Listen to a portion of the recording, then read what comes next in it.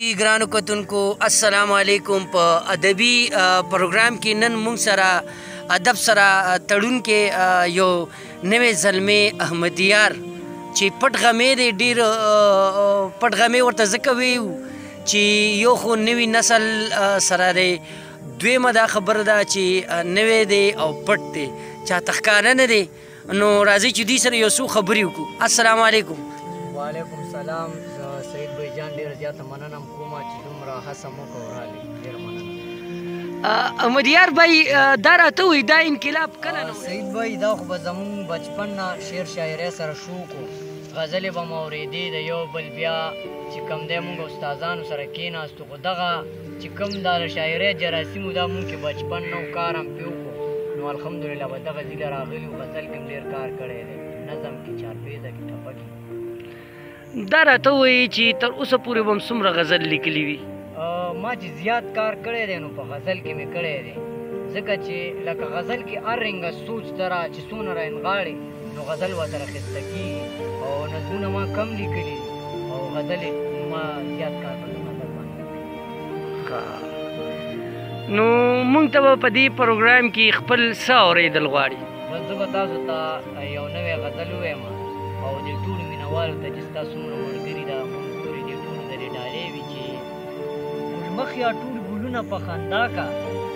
ګلمخیا ټول ګلونه په خندا کا، مستي وکړه چمندونه په خندا کا،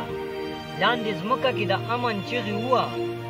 لاندې ځمکه کې د امن چغې ووه، پاس اسمان کې تندرونه په خندا کا، چې تازه تازه کې څنګه محبت و،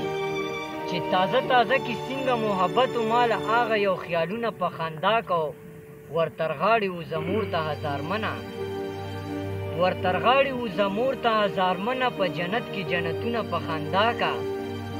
او بسم الله که د مدیار غزل شروع کا،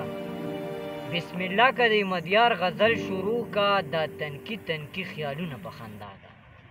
واه ډېر اعلی، ډېره ښکلې مزه وکړه، ډېر ښکلی کلام. یو به درته بل ووایم،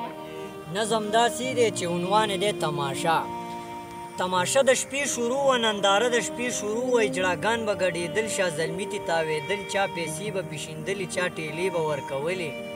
شرابونه کولیامو، ټوپکونه کولیامو، چا به دغه چغې والې، چا نشه کې چغې والې، برې برې او بې نشې سر خو د خري،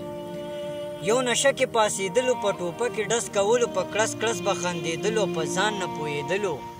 ټوپک تې نه خطا شو، میدان د کربلا شو، مخامخ چې ورته ناست و هغې خپلو کې په باسو، هغه ټولې وویشتل، هغه ټولې وشیندل، ملګرو یو قیامت شو، ورخوا وحشت وحشت شو، چا به مړي اوچتول، چا زخمیان راپاسول، ټول چمن په وینو سور شو، ټول ګلشن په وینو سور شو، احمدیار خلیل حیرانم بس په دغه پریشان، احمدیار خلیل حیرانم بس په دغه پریشانم، دغه ذکر مې کولو، دغه فکر مې کولو، چې پښتون داسې مړ کېږي، چې پښتون داسې قتلېږي،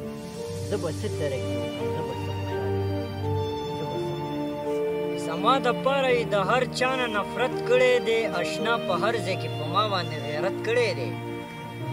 زما دپاره یې د هر چا نه نفرت کړی دی، اشنا په هر ځای کې په ما باندې غیرت کړی دی، راته یې ویل د رقیبانو هېڅ پروا مه کوه، غاپې به سپي دي ما چورلټ دې بغاوت کړی دی، راته یې ویل د رقیبانو هېڅ پروا مه کوه، غاپې به سپي دي ما چورلټ دې بغاوت کړی دی، او پتروشه ټنډه وې چې ما ته مدامن راکتل، پتروشه ټنډه وې چې ما ته مدامن راکتل، ما د هغو سره خدای شته محبت کړی دی،